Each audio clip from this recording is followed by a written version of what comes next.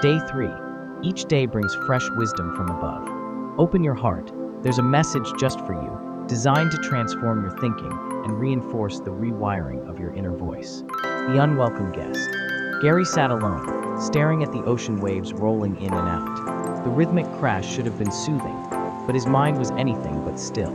Thoughts, jumbled, relentless, and consuming, flooded his head like an unruly crowd refusing to leave. They came uninvited, setting up camp in his mind, whispering doubts, replaying old regrets, and weaving tangled stories of what-ifs and should-haves. He had tried ignoring them. He had tried reasoning with them. He had even tried drowning them out with distractions. But they always returned, louder, heavier, pressing down on his spirit like a weight he could not shake. Why do these thoughts control me? He muttered. Why can't I just let them go? Then a voice, not audible, but clear deep within, spoke. Take every thought captive to obey Christ. 2 Corinthians 10 verse 5. The words landed like a spark in his weary soul. He had heard this scripture before, but now, in this moment, it held power. His thoughts were not rulers, they were captives. And captives could be taken, examined, and thrown out if they did not belong. But Lord, Gary sighed, these thoughts feel too strong, too overwhelming. I don't know how to silence them. Again, the voice of truth spoke. Be still and know that I am God. Psalm 46 verse 10. Stillness.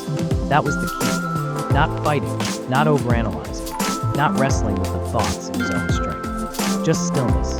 A surrendering to God's presence.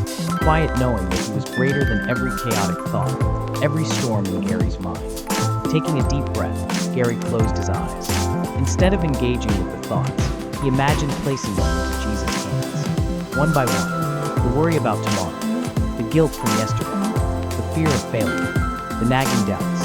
Each one, he laid at the feet of Christ. A deep peace, unfamiliar yet welcome, began to settle in. For the first time in a long time, Gary realized he was not his thoughts. Do not be conformed to this world, but be transformed by the renewal of your mind. Romans 12 verse 2. A renewed mind, that's what he needed. Not one controlled by random, intrusive thoughts, but one intentionally aligned with God's truth. If God did not say it, why should he believe it? If it did not bring peace, why should he entertain it? As the waves continued their rhythm, Gary sat still.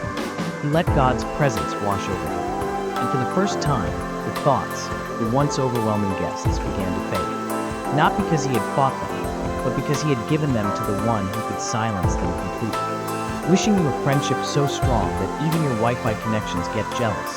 Smiling face with heart eyes. Penned by Gary Conan Doyle.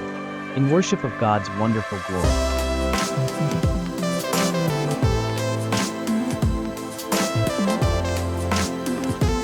Hey, thanks for listening. If you're still here, something in this story or song clicked with you. So here's a little secret. When you hit thumbs up, it tells the YouTube gremlins, hey, more of this. And if you subscribe, it's like saying, yeah, I want in. So go ahead, tap like, hit subscribe, and make sure you don't miss what's next. Because this ride, it's just getting started.